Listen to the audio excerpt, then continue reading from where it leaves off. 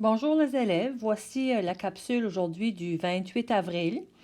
Aujourd'hui, avant de passer à l'exemple dans les notes, j'aimerais juste faire un petit retour sur le numéro 3 de la feuille d'exercice hier, au cas où qu'il y en aura peut-être vous autres qui aurez eu de la difficulté avec. Donc, au numéro 3 ici, on demandait de calculer la moyenne et la médiane d'une façon différente un peu. On dit à la dernière représentation de l'Avare de Molière, par la troupe de théâtre de l'école, on a vendu 43 billets à 10 chaque, 203 billets à 5 chaque, 112 billets à 3 chaque.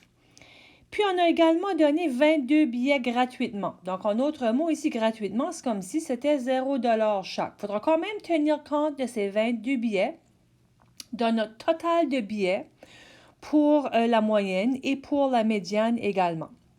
Donc, ce que j'ai fait en premier ici, juste en haut, là, je suis allée chercher le nombre total de billets. Donc, on avait au total 380 billets.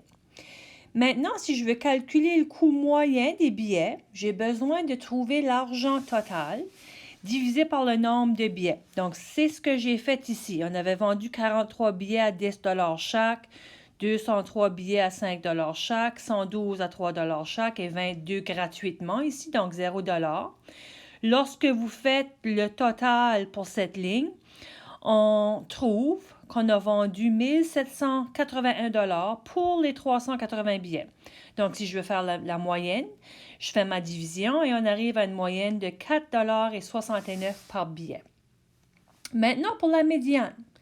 La médiane, je te fais le rappel qu'on veut trouver la donnée du milieu lorsque nos données sont en ordre du plus petit au plus grand ou du plus grand au plus petit.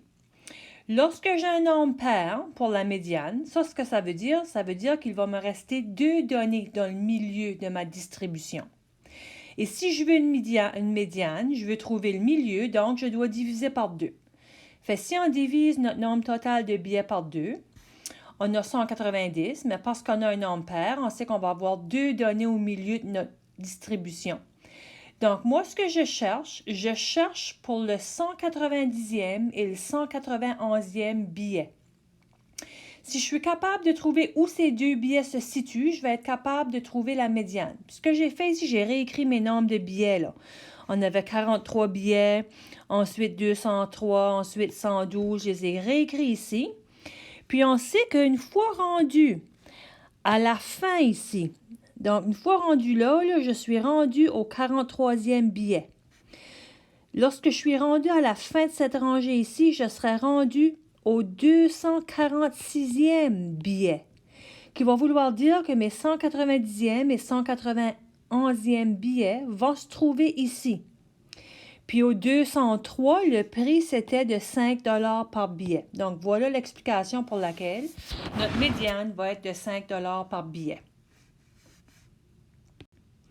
Maintenant, pour passer à l'exemple des notes, donc aujourd'hui, nous allons voir l'exemple 3 de la page 6 des notes. Donc, tu peux t'y rendre pour ceux et celles qui aiment de prendre en note.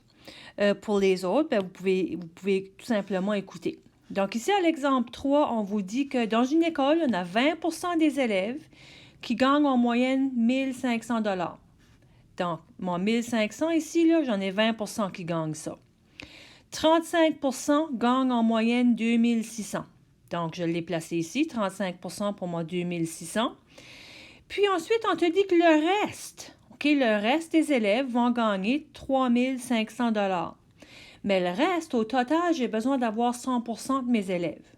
J'en avais 20% et 35%. Si j'en fais la soustraction, le reste va être représenté par 45% de la population. Donc ici, là, je vais avoir 45% des élèves qui vont gagner en moyenne 3 500 $. Puis ici, j'avais 35%, puis pour l'autre, j'avais 20%. Donc, si je veux calculer la moyenne, ou plus spécifiquement dans ce cas ici, on parlerait de moyenne pondérée, parce que mes pourcentages sont différents. Ce que je dois faire, je dois trouver mes pourcentages individuels. Donc, par exemple, pour le 20%, je dois aller le multiplier par le 1 500 $. Ce que ça va nous donner 300 $. Ensuite, j'ai 35% qui gagnent en moyenne 2 600 $. Ça va nous donner 910 $.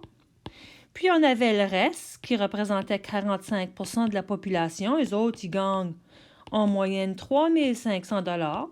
Si on fait le calcul, ici, ça va nous donner 1 575 $.